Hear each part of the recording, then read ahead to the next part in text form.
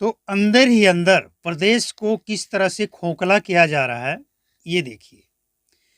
एक तरफ नीतीश कुमार महिलाओं से संवाद कर रहे हैं, जीविका दीदी से संवाद कर रहे हैं और दीदियों से फीडबैक ले रहे हैं।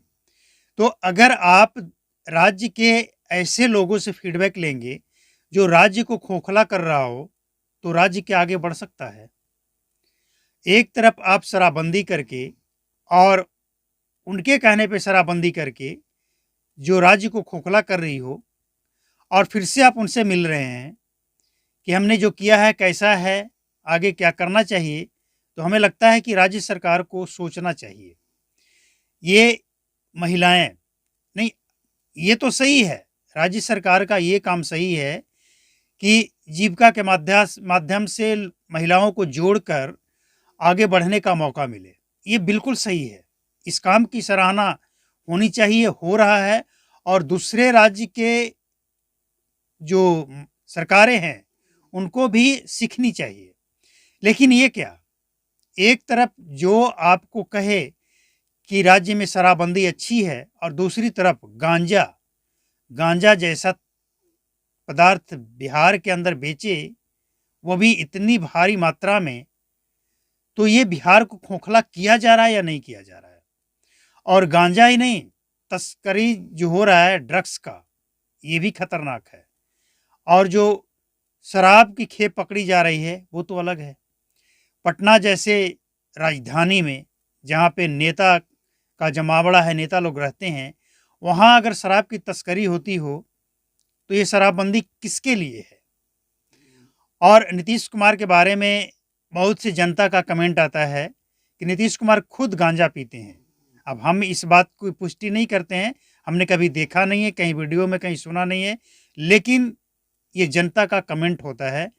तो उसी कमेंट से जुड़ता हुआ ये तस्वीर दिख रहा है कि क्या नीतीश कुमार गांजा पीते हैं, इसीलिए गांजा जो तस्करी करती है गांजा का, जीविका दीदी के माध्यम से जो ये काम चल रहा है।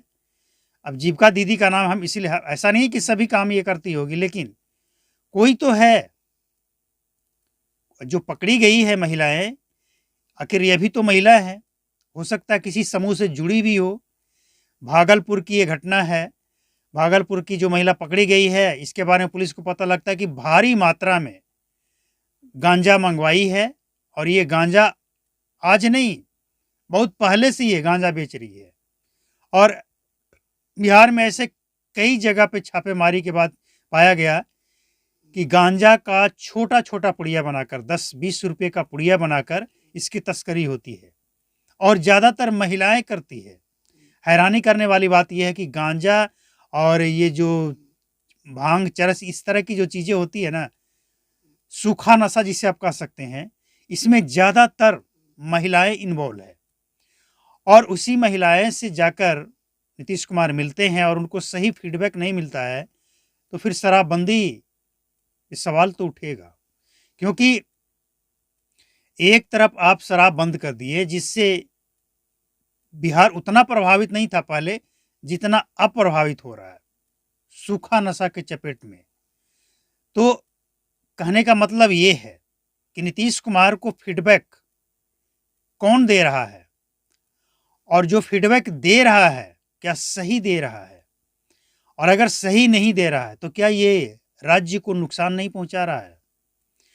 और इस तरह की तस्वीरें देखकर क्या ऐसा नहीं लगता है कि राज्य को खोखला किया जा रहा है अंदर ही अंदर? ड्रग्स की तस्करी करके, शराबबंदी करके और ब्रांडेड शराब की तस्करी करके राज्य का रेवेन्यू का नुकसान और राज्य के लोगों के जीवन भविष्य के साथ खिलवाड़ नहीं लगता है? बिल्कुल है। नीतीश कुमार, बिहार सरकार को इस पे संज्ञान लेना चाहिए।